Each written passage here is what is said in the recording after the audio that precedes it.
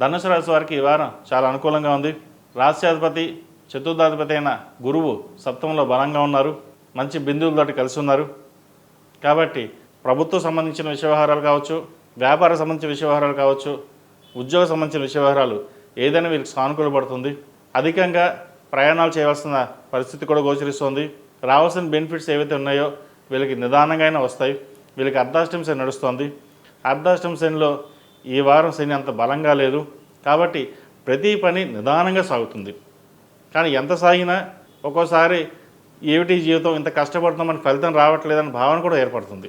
ఏదైనా పరమేశ్వరునికి ఇవ్వాలి, మీ కష్టం మీరు పడతారు. ఎందుకంటే ఒకరి మీద డిపెండ్ అయ్యి మనం ఇలా ఉండాలి అని ఎప్పుడూ ఉండదు.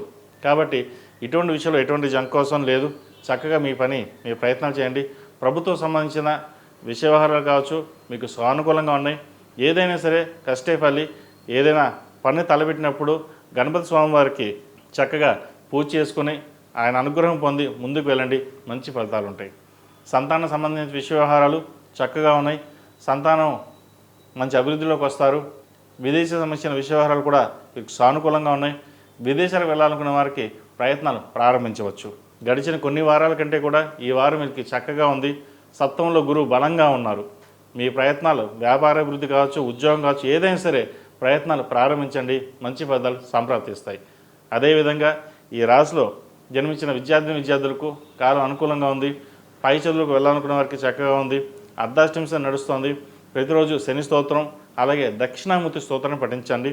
ఎందుకంటే గురువు అనుగ్రహం కావాలి కాబట్టి మనకి. అదేవిధంగా వైద్య వృత్తిలో ఉన్నవారికి, కళారంగాల్లో ఉన్నవారికి, కాస్మెటిక్స్, బ్యూటీషియన్స్, అదేవిధంగా ఎంబీఏ ఫినాన్స్ సెక్టర్స్లో ఉన్నవారికి, అకౌంటింగ్ సెక్టర్స్లో ఉన్నవారికి, చార్టెడ్ అకౌంట్స్ వీరికి వారం అనుకూలంగా ఉంది. ఈ రాశిలో జన్మించిన స్త్రీలకు ఉద్యోగపరంగా వ్యాపారపరంగా చాలా చక్కగా ఉంది. ఆరోగ్యపరంగా కాస్త జాగ్రత్తలు తీసుకోవాలి. మూడింట రాహు అంత బలంగా లేరు. షష్టమ భాగ్యాధిపతి అయిన శుక్రుడు అష్టమంలో ఉన్నారు. ఆరోగ్యరీత్యా ఈ యూట్రస్ సంబంధించిన ఇష్యూస్ అనేవి ఉండే అవకాశాలు ఉన్నాయి. అదేవిధంగా సైనస్ సంబంధించి జలుబు, దగ్గు, ఈ ఒళ్ళు నొప్పులకు సంబంధించిన చిన్న చిన్న ఇబ్బందులు ఉంటాయి. వాటి విషయంలో జాగ్రత్త వహించండి. దూర ప్రాంత ప్రయాణాలు చేయవలసి అవసరం అయితేనే చేయండి. లేకపోతే తర్వాత ప్రయత్నం చేయడం అనేది చెప్పదగిన సూచన. ఈ రాశిలో జన్మించిన వారికి కలిసి వచ్చే సంఖ్య 5, కలిసి వచ్చే రంగు తెలుపు. ఏదైనా పని మీద బయటకు వెళ్ళేటప్పుడు గురువారం కానీ సోమవారం అడగని వెళ్ళండి. మంచి ఫలితాలు సంప్రాప్తిస్తాయి.